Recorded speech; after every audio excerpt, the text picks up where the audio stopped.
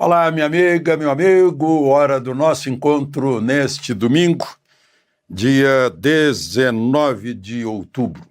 No 19 de outubro, em 1943, anunciou-se que havia sido isolada a streptomicina num laboratório da Universidade de Rutgers, em Nova Jersey, Estados Unidos, para combater o bacilo de Koch, para combater a tuberculose. Foi essencial a streptomicina. No ano passado, no Brasil, morreram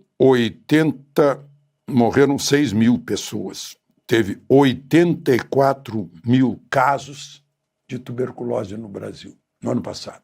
Agora, em 2020, era bem menos, 69 mil. Tuberculose ainda mata.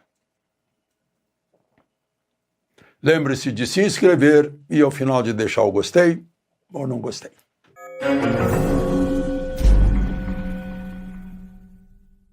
Eu fiquei boquiaberto na sexta-feira, quando eu olhei os índices econômicos e vi que o dólar estava caindo e a bolsa subindo. Imaginei que deveria ser o contrário. Ou seja, o mercado estava otimista, eufórico. Um dia depois daquela reunião na Casa Branca, andaram tomando algum estimulante, algum euforizante, ou estão totalmente desligados da realidade? Eu não entendi. Qualquer jornalista sabe, né, ouvindo, porque tinha a fonte primária, foi o próprio ministro de Relações Exteriores, depois da reunião com Marco Rubio, que falou e disse, olha, não deu em nada, né? A gente conversou, pelo menos a gente conversou, mas ele me chamou no particular ali para uma reunião íntima, só a dois, né? E que eu não posso revelar.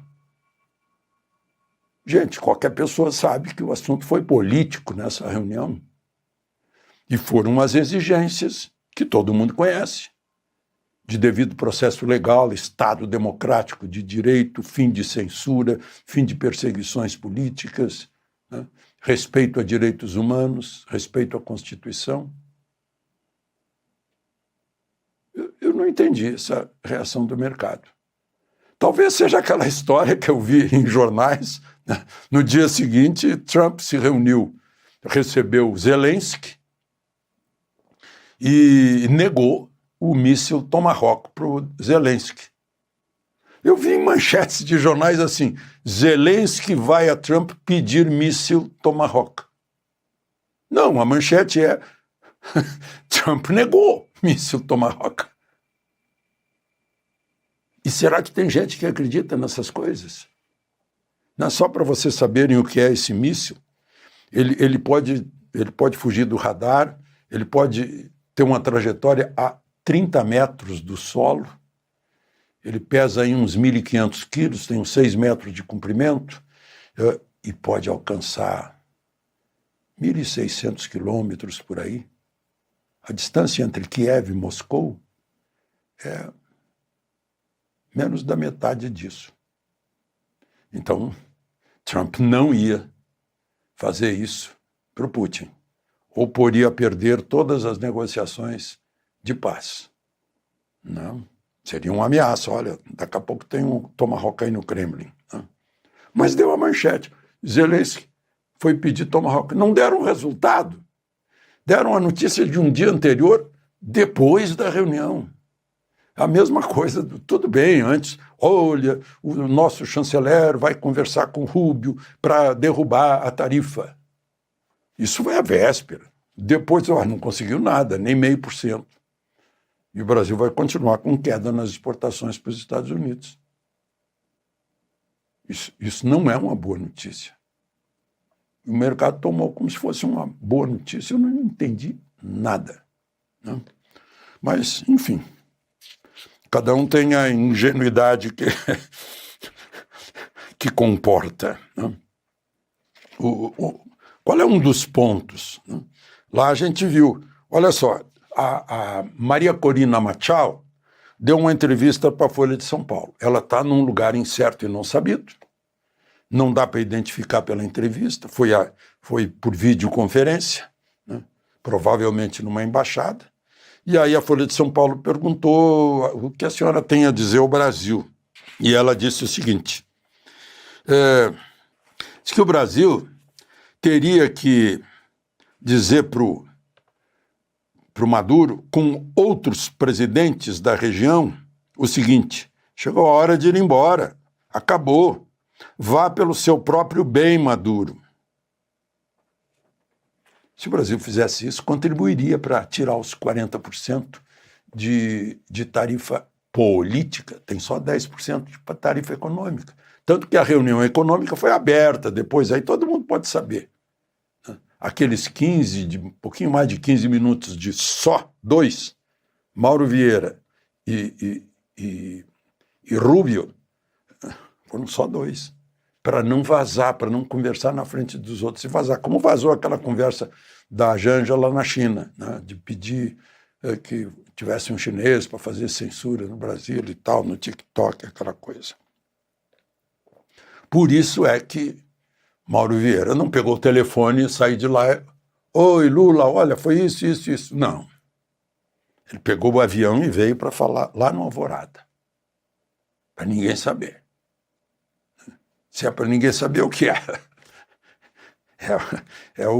Uma espécie de ultimato, né, sobre direitos humanos, censura, respeito.